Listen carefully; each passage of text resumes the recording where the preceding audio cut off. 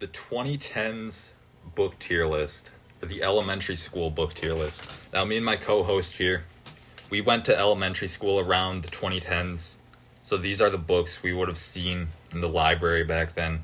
Classic literature. So today we'll be ranking all these things that Shakespeare wishes he wrote, all the things Charles Dickens wishes he wrote.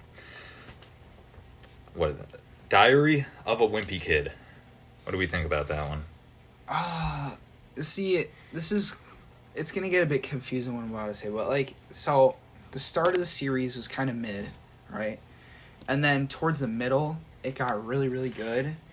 And then to the part where they started running out of ideas, it kind of fell off.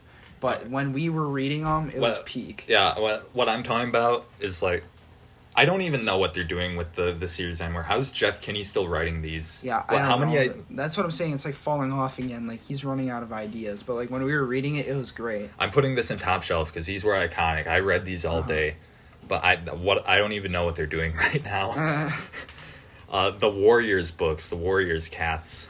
I never read any of these. Okay. I knew people who did, though. I actually have an interesting story about my relation with this series. So I read the first two books, and then got bored, and then just read the graphic novels after that. Because they made graphic novels, and they were fire. I fucking love those graphic novels. The Greyclaw, Graystripe, I don't even remember what the main character's name was. But I remember he was cool.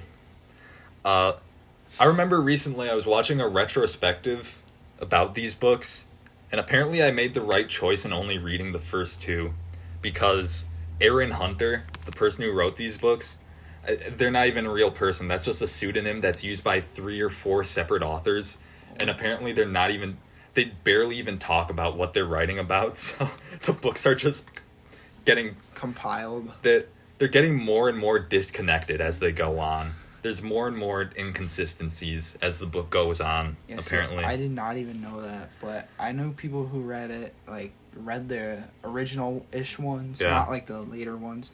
But they said it was good. I never did. I'll put in okay, because those graphic novels, those are fire. I don't even know what is going on with the main series. It's just slowly getting more and more unhinged as it goes on, apparently. Timmy Failure. I remember reading one... I think I read all of them. I think I read one. But it was fire. It was... The first one I read was good. Imagine Diary of a Wimpy Kid, but the main character is somehow even more of a narcissist. Fire. Top shelf. The Minecraft Essential Handbooks. Okay. I think we're going to have a good row of top shelves here. All of these are iconic. I specifically looked at the most iconic books. I think that this is another top shelf. I remember only this one, not the combat, not the... Just the green one? Yeah, not the redstone. I remember the green one was the only one I had. And I remember I was cleaning out under my bed a couple years ago now. And I found the green Minecraft Essential Handbook, and it was covered in dust. And I felt like I was uncovering some ancient relic. I was uncovering the Book of the Dead from the Mummy. Yeah, a couple months ago I went looking through some of my old books that I had, and if you're out there, I'm sorry, but I still have your Essential Handbook. I was looking through my books, and I was like, why do I have 2 Essential Handbooks? And I look at the top of one, and I see in the Sharpie there's a GH that I still had from 6th grade when I took my Essential Minecraft book. So that's still in my possession. I remember Blake had the complete collection above his family computer, and I thought he was a sorcerer or something. He was a scholar of Minecraft. Yeah, I have the complete collection too. And then I have the one extra that I stole from his... Okay, the Transil Saga. Do you remember that one? Another classic that we read in 6th grade. I remember after we finished reading it, you posted on your YouTube channel a video just titled The Transil Saga, and it was... just a treehouse you made. Yeah, that's in Fortnite creative mode. Yeah, that's lost footage. I'm low-key might still have the save file that I made on Fortnite.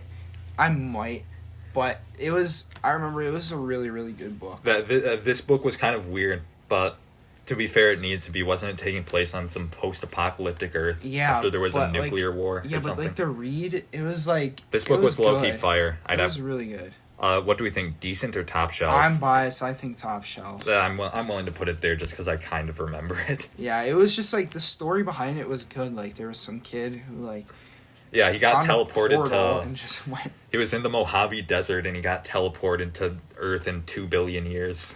Yeah, and it was low key fire, and he found like tribes and stuff. Yeah. It didn't seem like too out of line with what would actually happen. And there was like a monkey. Yeah, What was the name of the monkey? The monkey had a name. I don't remember it. And lizards. He ate lizards. Yeah, and I remember he like was burning through like the villages. Like I remember he set fire. He to was a one of them. warrior. Yeah, I don't know. I'll have to look up the monkey's name and get back to you there. Okay, Captain Underpants. I Are you think looking that up was, the monkey from the Transl saga? Yeah. Okay. But Captain Underpants, that was a really good one. I'll wait for you to get to the monkey. Do your research for a second. I think it was just called Teddy because it was like a miniature. Yeah, I think its name was Teddy. It was like a That sounds teddy. familiar. It was like a teddy bear monkey. That's Yeah, all it it's like a says. little- But I think its name was Teddy. I think so too. Captain Underpants. We're talking about this now.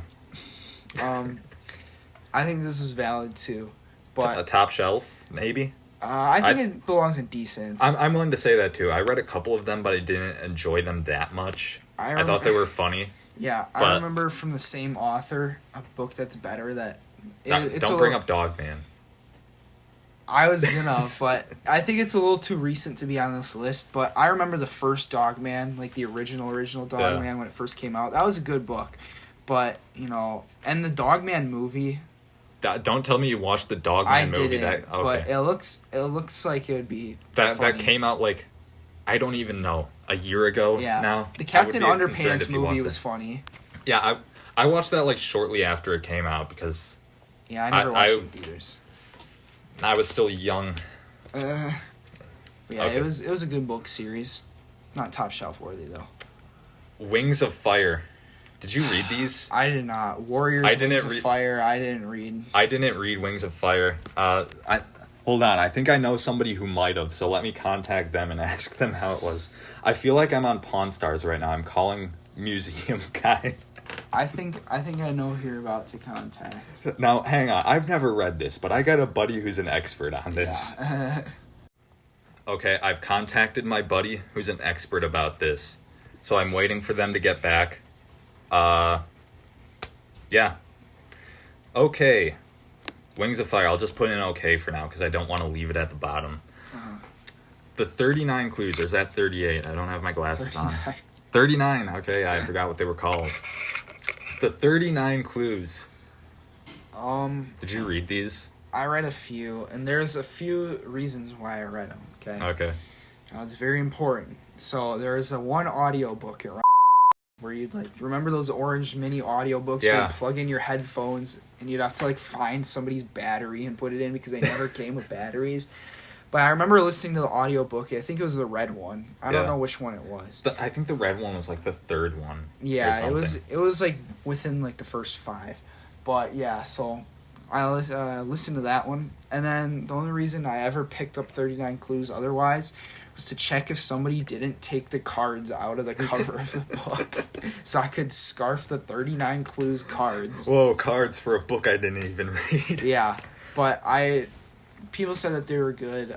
There were too many of them. Yeah, there were way too many. I don't even know what the continuity is anymore. Because I remember I read the first 7, I want to say. And then after that, it just got to, what am I even reading anymore? Where does this even fall into the lore? They get so jumbled near the end. It's basically like Diary of a Wimpy Kid with the same kind of I'll put it idea. in okay because cool concept, but then it just slowly just gets too more many. unhinged at the end. There's just Yeah, too many. you could have summed that up a lot quicker. Big Nate. I remember that these were fire too. This is one of those graphic novel type books that was just not graphic novel fully. It was a graphic novel / It was just chapter a book. novel with pictures. Yeah. Basically. But this was really good too. This didn't come along till like later. When did they first start making this? Like I have no 2015, idea. 16? I don't know. But it was really good. We're checking When out the- was Big Nate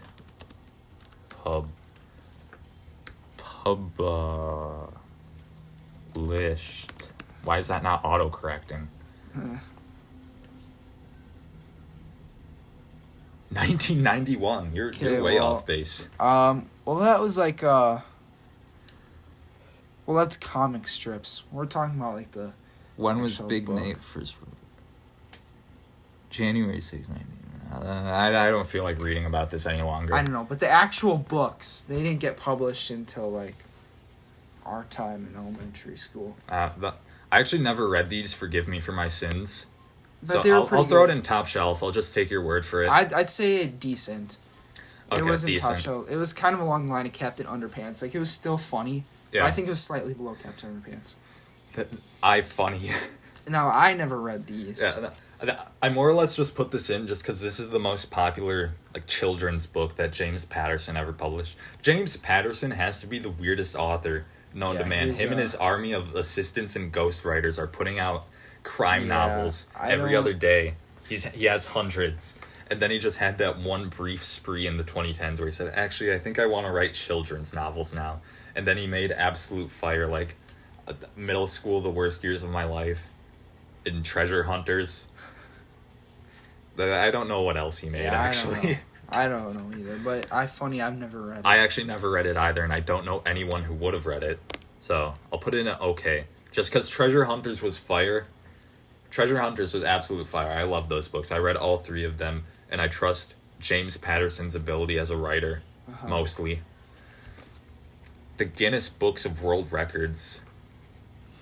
I only had one of them, and I remember looking through it multiple times. Like I never read it. I just looked through it, but they were like interesting. I'm trying to think of something to say. You would always see these at the Scholastic Book Fair, Yeah. and then I would just never get them. I wasn't interested in them. I think would always got get one of them there. the books about dinosaurs that came with little erasers or whatever. Yeah, I think I got mine in like 2016. I think it was the 2016 or 2017. I'll just put in okay, just because from what I'm gathering, we only skimmed these. We never actually read any of these. No, I don't think anybody actually read them. Like, there's You no just reason go to be through and look reading at the them. pictures. Whoa. Like, yeah. Like, what? Am I gonna have this record someday? This man crushed 15 coconuts with his forehead. Those DK Eyewitness Visual Dictionary books. These were fire. These were absolute fire. Any book by that You had published two of at these? DK? Yeah, DK. Yeah, any book that DK published, it was really, really good. You had two of these, and you were basically on the level of a Harvard scholar. Yeah, These pretty books were so much. great. Yeah, it was really good. When I was gathering the pictures for this, I was looking through all the DK visual dictionaries, and there's one about Shakespeare. How do you even make a visual dictionary that's mostly intended for elementary schoolers about Shakespeare? What do you even talk about? Exactly. Imagine trying to explain the themes of Macbeth to like a fourth grader. The Magic Tree House. This is a big one. I think read that- two. I think okay. Well, I I read a lot more. There's the one where they went to Egypt, then the one where they went to feudal Japan. So, I think, I don't know if you agree with me, I think it's also a top shelf because I have such fond memories of reading all the different ones, and these were just like really These good. were good books. I will say remember that. in first grade, God, who was my first grade teacher? Like, I think it was whatever her name was, but she had a thing where we would go on a roll reading every Magic Tree House in a row. Yeah. And we got to probably book like 16 or 17 by the end of the year. Yeah. But they were really good, and I Yeah, read a these were bunch fire. on my own time that were really interesting. These are like one of the books that I actually like legit read myself, and they were really good. The Who Was biographies. I chose the most iconic one for the picture. My favorite unwashed homeless man, Johnny Appleseed. I don't think I ever actually read one of these. Are you kidding me? I picked them up, and I just laughed because the pictures on the front were so funny. And sometimes I would check them out. What, you think Abraham Lincoln is funny? Are you un-American? Like their big heads are so funny. Like I remember checking out a few of them at the library just to like look at the front cover and laugh. What, you think Albert Einstein is funny? Get out of here. They were, I don't know, I just never read them, really. I read one so or many two. of these. You think Blackbeard is funny? Are you kidding me? There were one or two I probably read, like... Anytime we had to do a biography project about anyone, just pick up one of these, finish it in like a week or like 3 days. These weren't that long. Yeah, I remember reading probably then you're set. A few for like independent reading, like 5th and 6th grade, probably. I think one that I for sure read was Who Was Walt Disney. I don't know that why. one. I don't know why that was the first one to come to my mind, but I remember reading that one. All the little caricatures, they're rushing through my head right now. And then they started branching out into just places. Yeah. I remember I bought this what is the Great Barrier Reef one. Yeah, it's just like... And they still have to keep the same caricature style, so it's just a turtle with a massive head. Yeah, I don't... Top shelf. Yeah.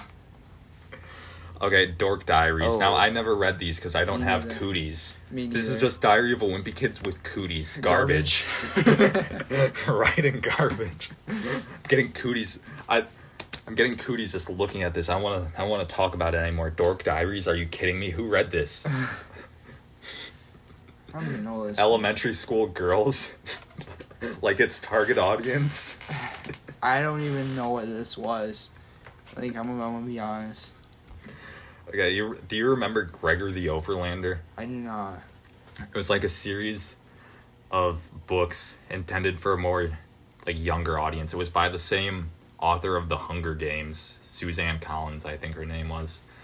But we read these, and this was fire. This book was the fire. Let me explain it to you. So there's this kid in New York, right? His name is Gregor, and he's doing the laundry or something, but there is an underground tunnel behind What? in his laundry. I might be misremembering some things. It's been a while, but I'm getting the general details correct. And it goes to the secret underground world, and there's a whole underground civilization, and there's giant bugs and giant bats. It's just Undertale. This is Undertale. I do not remember this at all. The more I'm talking about this, I'm realizing this is just Undertale. I definitely didn't read one of these. I'm not sure if your class read this, but I remember that it was big in my class. What grade? 4th grade. Okay, yeah, we probably definitely did not read it. But yeah, this book was fire. He had a bat named Ares. And I also forgot to mention that the animals can talk. The animals are characters too, and like they rode around on bats, and it was super cool, and it was great. Yeah, Top shelf. I definitely don't remember it, but The I Survived books. these... They would just be making these about anything. I remember they made a book about the Japanese tsunamis like a year after it happened. Yeah. They were like vultures. I think this is pushing top shelf. It might be decent. I'll put it in decent. Now, I feel like... I don't know if they got canceled or something. I don't know if you've seen, but they don't make the I Survive, like, when they have the new books now... They don't make them, like, with realistic pictures like that. They have, like, cartoon pictures now. Have you been looking at I Survived books recently? Yeah, I actually have, and they look like they've just been canceled or something. Like, no, my and realistic pictures... They even updated, like, some of the old ones to look like cartoons for some reason. Now, like, that's just heresy. You can't do that to the like, older books. Like this. Like, what is this? It's... No. It's just random cartoons. Like, you can't do that. You can't do this. You messed with the lore. Yeah, look, they messed with the attacks of September 11th. Like, why would they do that? Like, it was a good well, not a good picture. It's a picture of 9/11. But it was an iconic picture. No, it wasn't. It was a picture of 9/11. Well, it was iconic because a lot of people read that book. Like, you could pick up that book and be Imagine like, being the cartoonist who was commissioned to draw a picture of that specific terrorist attack. Or, like, whatever this was. I survived the attack of the Grizzlies. Like, what in the world was that? That was when the Grizzlies attacked, dude. Did you even read it? My bad. But, like, they're just running out of ideas at this point. It's kind of sad. I survived the age of the dinosaurs. And it's some like caveman. A maniacal scientist teleported me back to the Jurassic. It's just some caveman. They need to get progressively more obscure with this. Like, I survived the Polish-Ukrainian War of 1919. I survived the French intervention in Mexico of 1861. Decent. The Star Wars Visual Dictionary. Now, I personally didn't have visual dictionaries. I had the sticker books, which are equally as good, because they're basically the visual dictionaries, but just with stickers. Yeah. So I think that these are fire. These books were iconic. Nothing compared to the feeling of learning about how a ship that doesn't even exist works. They would always have those super cool cross sections showing you the engines, and I would feel like an engineer reading them, even though none of this makes sense. This is Star Wars. It's just not grounded in anything. But the one visual dictionary I had was actually the Lego one with all the Lego sets. The Lego visual dictionary. The one that Lucas would go to Barnes and Noble and steal all the minifigures. I was just going to bring that up. Lucas telling me about how he would steal the minifigures out of the Lego books at Barnes and Nobles. But yeah, I had the Lego set one, and that one was really good because that one had like the first Lego sets, and then it went up to at least like that one showed you all the minifigures. 10 probably. Yeah, that was a good book. I'll put it in top shelf. This was iconic. It was pretty iconic. That one diagram of Count Dooku, where there's an arrow pointing to his face and it says signature look of superiority. Like, I don't know. Yeah, that's just how Christopher Lee looks. That's just his face. Yeah, those were iconic. I mean, looking at like the things that you know for a fact just aren't real, but it just felt real. Oh my god, this is how R2-D2 works. Like, you feel like one day you're gonna walk down the streets of like... I'm gonna build an X-Wing one of these days. It's gonna happen. You're gonna walk down the streets of, I don't know, downtown... Pocatello, Idaho. Downtown Indianapolis.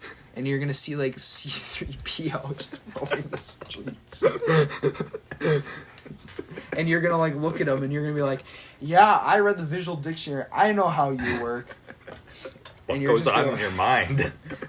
I know what you're thinking about. C-3PO would definitely live in a Section 8 neighborhood.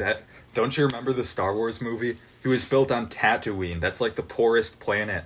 That's where they scrap metal and farm water to survive. He would live in one of those camps. Whoa. Where it's just like rotting tents. Not even tents, it's like sticks with like bed sheets with holes in them. You would live in like some camp in a third world country.